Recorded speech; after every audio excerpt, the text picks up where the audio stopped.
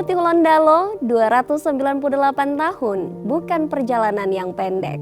Kota ini sudah melewati begitu banyak zaman, dari cerita orang tua kita sampai cerita yang sekarang sedang kita jalani sendiri.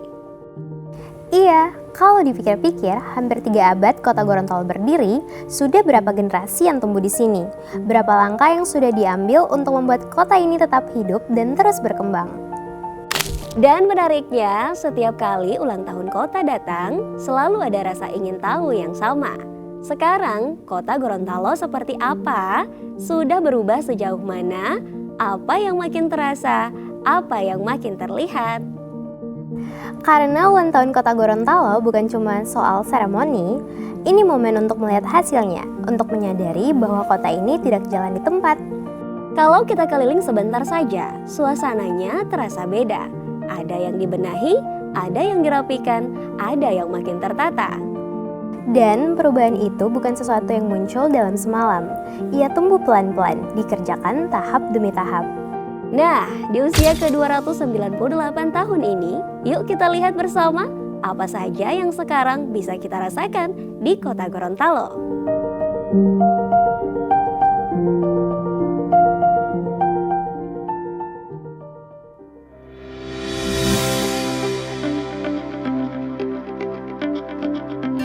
Kita mulai dari yang paling kelihatan dulu, dari wajahnya kota Gorontalo, dari infrastruktur yang setiap hari kita lewati. Karena disitulah aktivitas kota berputar. Ketika jalannya mulai dibenahi, ritme pergerakan ikut berubah. Mulai dari Jalan Jenderal Suprapto, lingkar Terminal Sentral, Jalan Sawit, Jalan Kasuari, Jalan Jenderal Sudirman, Lupoyo, sampai Jalan Madura. Pembenahan dilakukan bertahap. Bukan cuma itu, penanganan banjir bandang di Kelurahan Talomolo juga dilakukan lewat perbaikan cek dam loto. Dan pembenahan itu tidak berhenti di permukaan. Drainase di tiap kelurahan ikut diperbaiki supaya aliran air lebih tertata. Artinya, bukan hanya terlihat lebih baik, tapi juga lebih fungsional. Kios pertokoan murni pun ikut dirapikan. Kawasan itu sekarang terasa lebih teratur dan nyaman untuk aktivitas. Ketika akses dan kawasan mulai tertata, dampaknya merembet ke sektor lain. Mobilitas lancar, ekonomi ikut bergerak. Di usia 298 tahun ini, pembenahan infrastruktur seperti ini terasa sebagai langkah merawat kota agar tetap siap melangkah lebih jauh. Ya itu, kalau artinya kita orang juga bisa lihat kondisi cuaca lah. Kalau memang sudah ada mendung-mendung atau sudah hujan berapa hari kemudian, kita orang langsung minta harus sudah ada siap itu eksa, biar yang eksa mini ke atau iya, karena itu air di sini kan sudah tertumpuk di sana kan, artinya tidak turun satu kali. Jadi dia lagi bisa tertampung di sana karena sudah 2 cekdam di sana. Harapan kami sama Pak Wali, terima kasih banyak untuk sudah membangun cekdam. Jadi terima kasih banyak Pak Wali untuk melakukan itu cekdam. Tapi kota tentu tidak hanya soal jalan dan bangunan, ada sisi sosial yang ikut disentuh. Persoalan sampah mulai ditangani lebih serius. Pengelolaannya diperbaiki supaya lebih tertib dan berkelanjutan. Penerima bantuan juga ditata ulang agar lebih tepat sasaran. Dari situ, kita bisa lihat bahwa pembenahan bukan hanya fisik, tapi juga menyentuh kebutuhan masyarakat secara langsung. Di bidang kesehatan, Universal Health Coverage tetap dipertahankan dengan 95% peserta aktif. Itu artinya akses layanan kesehatan tetap terjaga luas. Fasilitas di 2 RSUD dibenahi, pelayanan diperkuat. Bahkan pelayanan bedah jantung di Rumah Sakit Alwi Sabu sudah bisa dilakukan di daerah sendiri. Itu menunjukkan kesiapan layanan kesehatan yang semakin matang.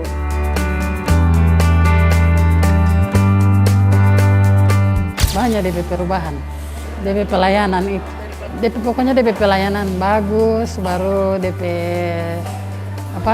petugas-petugas di sini, suster-suster di sini baik-baik. Pelayanan yang paling signifikan itu adalah disiplin petugas. Jadi dengan arahan Bapak Wali Kota terkait dengan disiplin, maka pelayanan semakin intens dan petugas semakin disiplin dalam memberikan pelayanan terhadap masyarakat.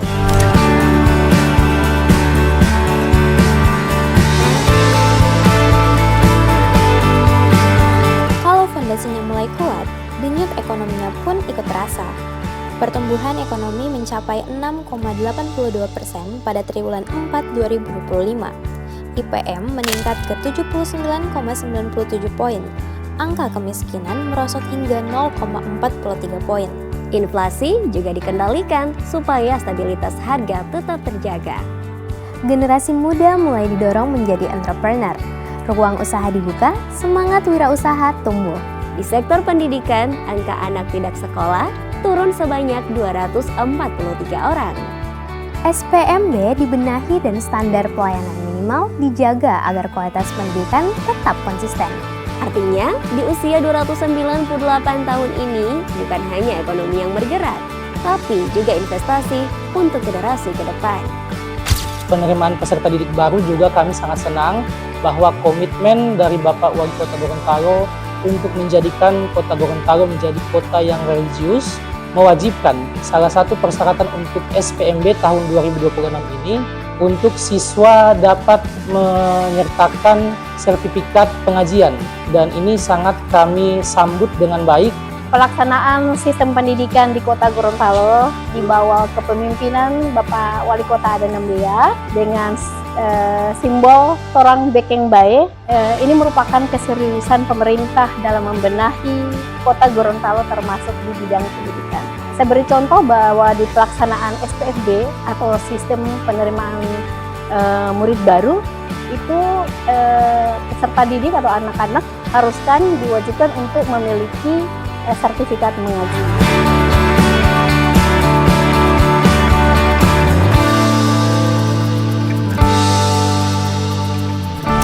Semua pergerakan ini tentu tidak berjalan sendiri. Di tengah perjalanan kota yang panjang ini, tata kelola pemerintahan ikut menentukan arah.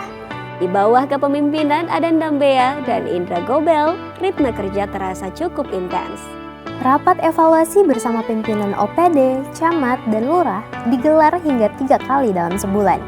Dalam kondisi tertentu, bahkan bisa dilakukan setiap minggu. Artinya, program tidak dilepas begitu saja. Dipantau, dikawal, dan dievaluasi. Termasuk program prioritas Presiden RI, mulai dari Kampung Nelayan, MBG, hingga Koperasi Merah Putih. Sistem dan jam kerja ASN lewat TPPNS ditata. Tenaga honorer diperjuangkan di BKN. Pelayanan publik juga terus didorong merata di seluruh wilayah. Di usia 298 ini, tata kelola menjadi bagian penting yang menggerakkan semua sektor. Sebagai aparatur negara dan telah berjanji dan berikrar untuk semata-mata hadir di tengah rakyat untuk membela, untuk mengurus semua kepentingan rakyat, utamanya rakyat masyarakat Kota Gorontalo.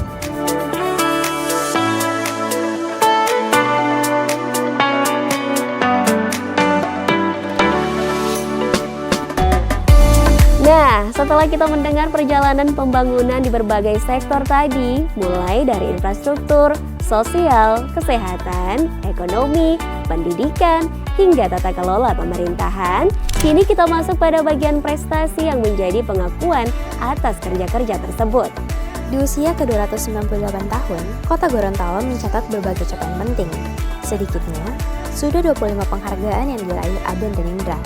Meski baru 1 tahun memimpin, komitmen terhadap layanan kesehatan menghadirkan Universal Health Coverage Award. Nah, kalau dalam menjaga harmoni sosial sendiri, Kota Gorontalo menerima penghargaan menjaga toleransi umat beragama.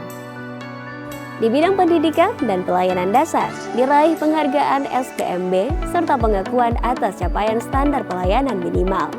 Upaya pencegahan dan penurunan stunting membuahkan hasil dengan penghargaan tingkat regional, termasuk terbaik 2 pelaksanaan konvergensi penurunan stunting terintegrasi, sekaligus penghargaan atas komitmen pencegahan dan penurunan stunting. Dari sektor kesehatan masyarakat dan lingkungan, Kota Gorontalo meraih KKS Swastisaba dan penghargaan Germas Sapa. Bidang ketahanan pangan dan keamanan produk juga menorehkan capaian. Juara 1 Pasar Pangan Aman, juara 1 Sekolah dengan PJAS Aman tingkat SD, juara 1 Sekolah dengan PJAS Aman tingkat SMP, serta juara 2 Kelurahan Aman Pangan. Dalam pengendalian inflasi dan stabilitas ekonomi daerah, Kota Gorontalo meraih terbaik 2 TPID Kabupaten Kota berkinerja terbaik kawasan Sulawesi. Penghargaan Paritrana Award dan Basnas Award turut memperkuat pengakuan atas tata kelola jaminan sosial dan pengelolaan zakat daerah. Dalam aspek pemerintahan dan pembangunan daerah, diraih terbaik 1 pengajuan DAK Fisik tahun 2025, serta terbaik 2 penyaluran DAK Fisik tahun 2025, termasuk penghargaan pengelolaan barang milik daerah kategori pemindah tanganan terbesar.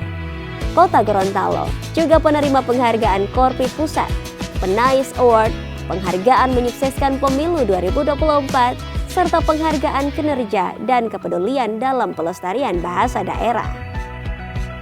Dan tentu saja masih banyak capaian lain yang telah digapai Aden dan Indra. Capaian ini tentu akan menjadi bagian dari perjalanan pembangunan Kota Gorontalo hingga hari ini. Dan seluruh prestasi yang diraih dipersembahkan Aden dan Indra untuk Kota Gorontalo di usia ke-298 tahun. Setelah melihat capaian-capaian tersebut, tentu ada satu pertanyaan yang tersisa. Kemana langkah Kota Gorontalo selanjutnya akan diarahkan?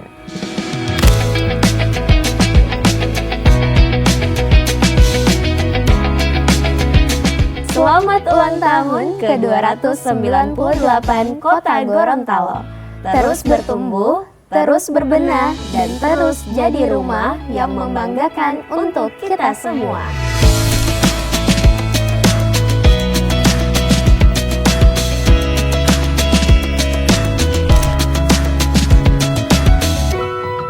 Torang Bekeng Bae.